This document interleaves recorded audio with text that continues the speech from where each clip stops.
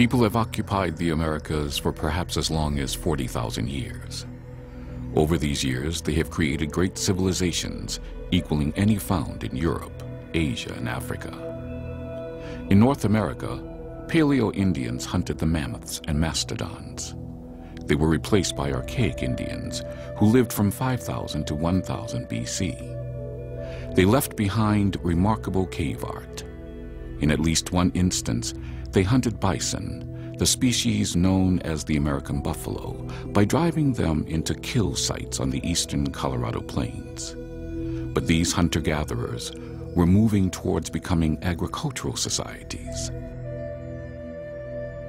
Prior to the arrival of Europeans in 1492, the transition to agrarian cultures had been nearly completed.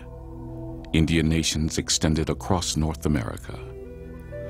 A network of cities flourished as a part of a mound-building culture in the east. In the southwest, the Anasazi and their contemporary cultures built equally remarkable dwellings.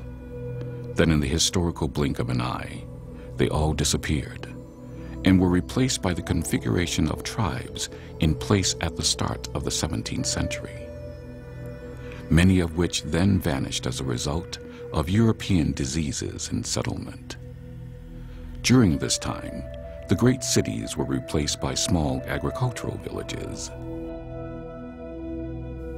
Then as the Europeans expanded across the continent, the surviving tribes were pushed ever westward into a constantly redefined and shrinking Indian territory.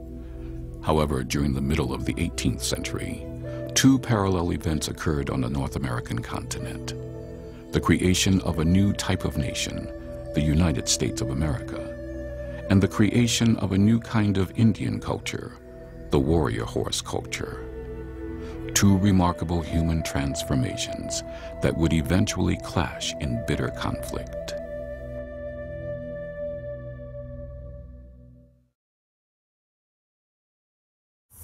Two large mammal species played an equally critical role in creating the remarkable Plains Indians culture. One was the horse, an animal brought to the New World by the Europeans.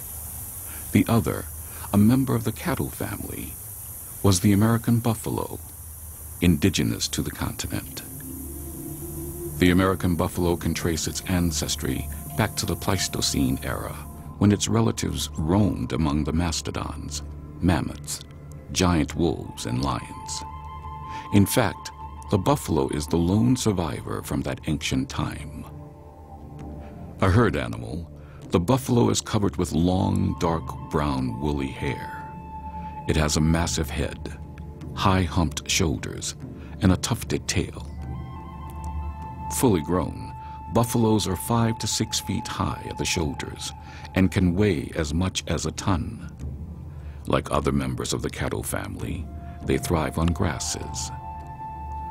Prior to the 1800s, it is estimated that the buffalo population ranged somewhere between 60 to 80 million.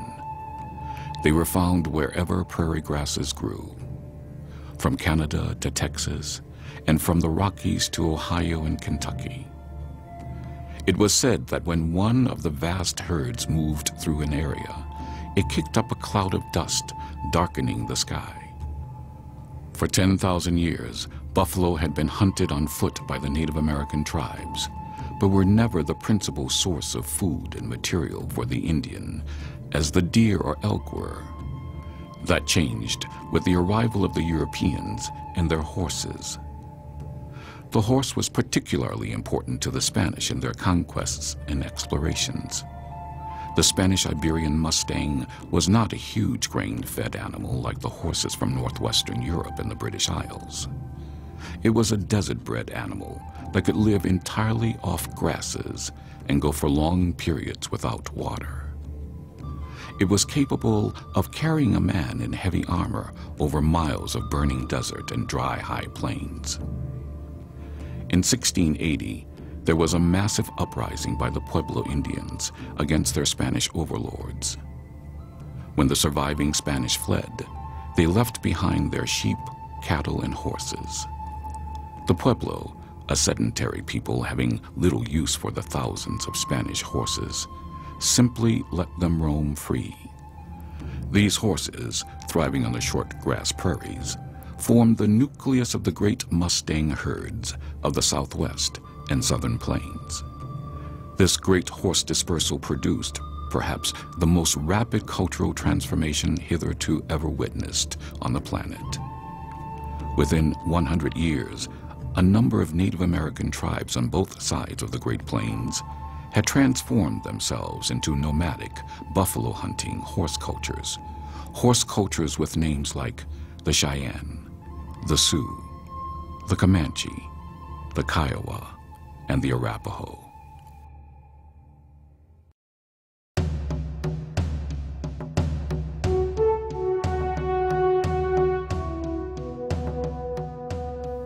"100 years after the great horse dispersal started, most of the remaining North American tribes had horses, but only a few tried the grand economic experiment of developing a true nomadic horse culture.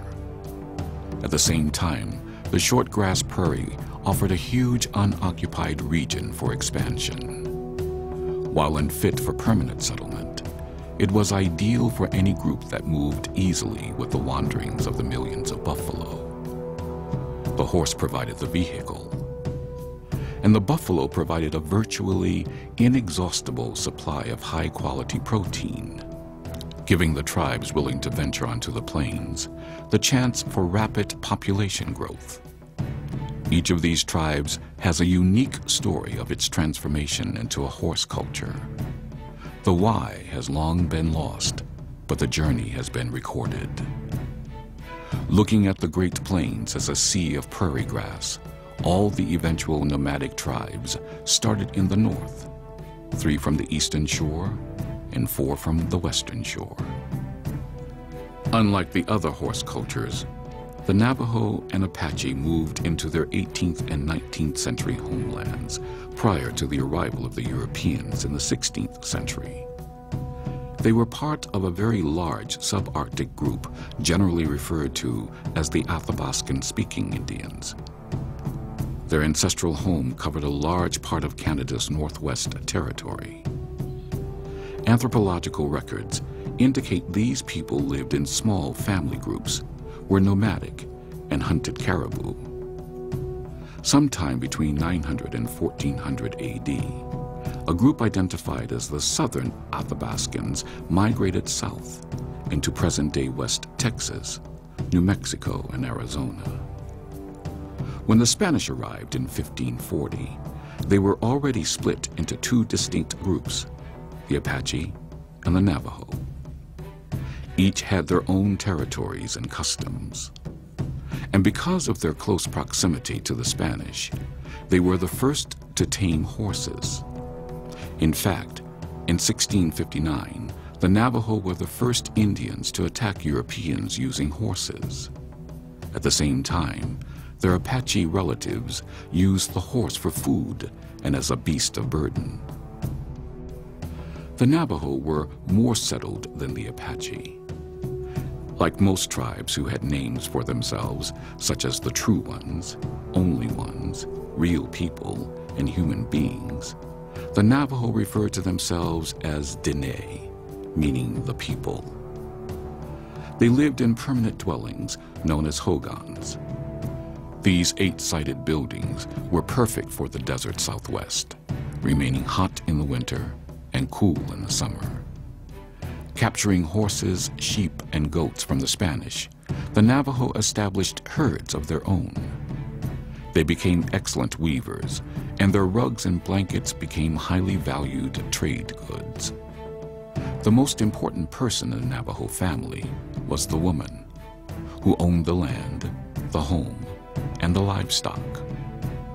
All Navajo life centered around the family, including religious ceremonies. One of the most important was a healing ceremony known as the Night Way. In this ceremony, the Navajo used sand paintings like this one to heal the sick.